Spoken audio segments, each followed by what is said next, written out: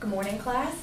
It is very fitting that I follow Katie and her speech about stress because of my speech topic today. It's going to help you combat stress and many other things. But before I get to that, I would like to invite everyone to with me. So is a mantra and vibration that is traditionally chanted. It is the sound of the universe. So if you just want to breathe like we do, breathe in through the diaphragm and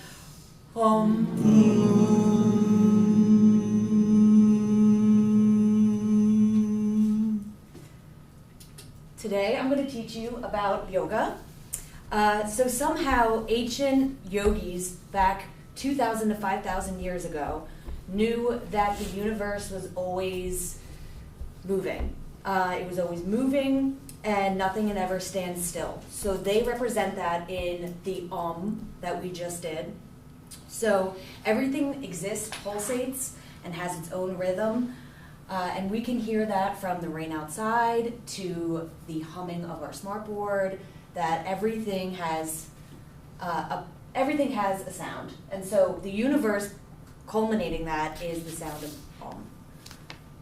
So according to our survey, the survey that I gave to you guys, 72% of this class have done yoga at some point in their lives. However, 93% of you do not consider yourself an expert at yoga or yogis. I also concluded that you guys have a mild interest in learning about yoga, but that is too bad. So today we will learn about what yoga is, the history of yoga, and the benefits of yoga. So what is yoga? So yoga in Sanskrit directly translates to unite. It's yoke, so to bind. There's many different variations of yoga, the history of yoga, and things of that nature. There's many different kinds. I'm going to focus on most of my research, which came back to ancient India was the first to culminate the practice of breathing, meditation, yoga as physical relaxation, and to become one with the universe. So there's a lot of different kinds of yoga, all the way up to hot yoga, which is where you sit and you perform yoga in a 120 degree room in order to exercise, which is not what it was supposed to be about, but I digress. So according to Merriam-Webster, yoga is a group of physical, mental, and spiritual practices and disciplines originated in ancient India and includes breath control, meditation to achieve specific bodily postures to help with relaxation. So there are 8 limbs of yoga. This is kind of going to go into the history as well.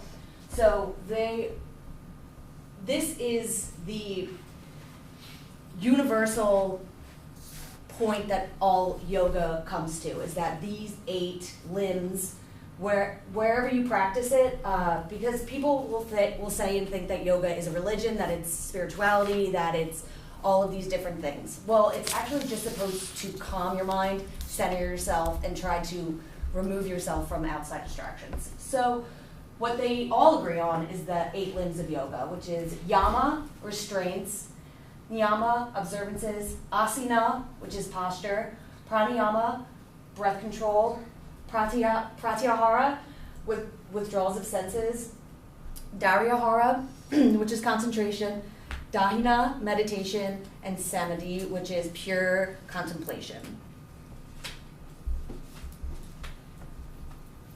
So let's go into the history of yoga. This is the first ever, Indians.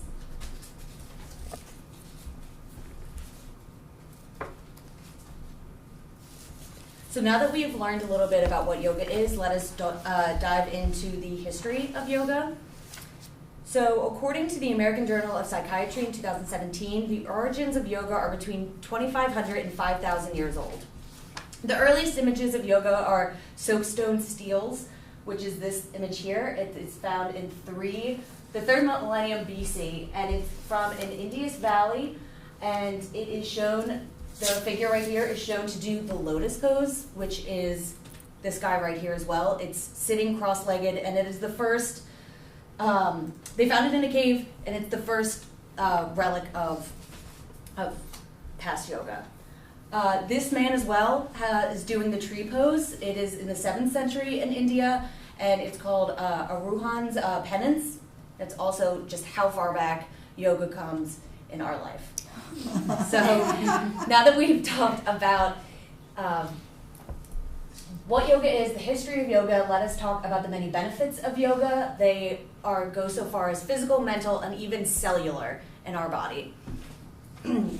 So according to International Journal of Yoga 2018, yoga has many, many benefits. So why yoga? Yoga calms your mind. You don't need special equipment. It's not very competitive. You can do it at your own pace, etc. So many people who practice yoga believe that it improves their general well-being. There is beginning to be evidence that it may actually help with some aspects of like mental wellness. So to relieve depression, anxiety, stress, as Katie also mentioned. Yoga helps relieve lower back pain and neck pain. It also helps with diabetes to control blood sugar. There's growing evidence that indicates that yoga may help women both physical and psychological symptoms of menopause. Yoga might be helpful for anxiety, like I mentioned. Yoga might help people with sleep problems, for people who are trying to quit smoking. And it is also it also very much helps people who are overweight and obese begin to lose weight.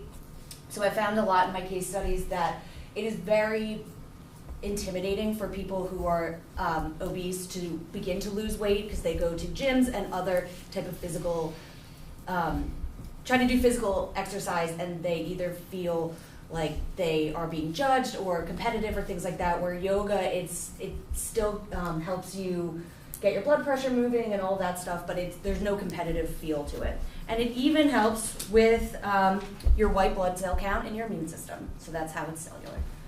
So here are some yoga poses that you should not try at home. So this is the wounded peacock.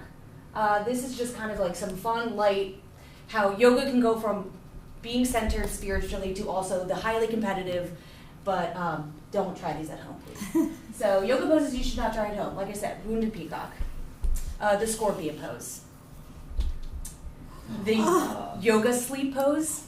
Many intense yogis sleep like this every night. However, yoga poses that you should try at home is the corpse pose.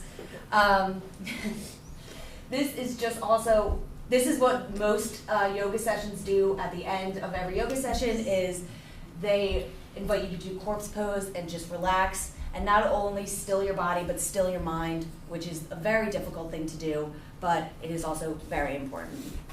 So today we learned about what yoga is, the history of yoga, and the benefits of yoga, as well as some fun yoga poses that are fun to watch but don't try at home. And just like in many other yoga practices, we are going to end today with an Om. So if you guys feel centered, you're just going to breathe in through your nose.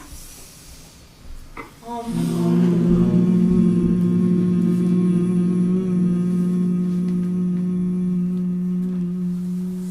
Thank you, class. Are there any questions?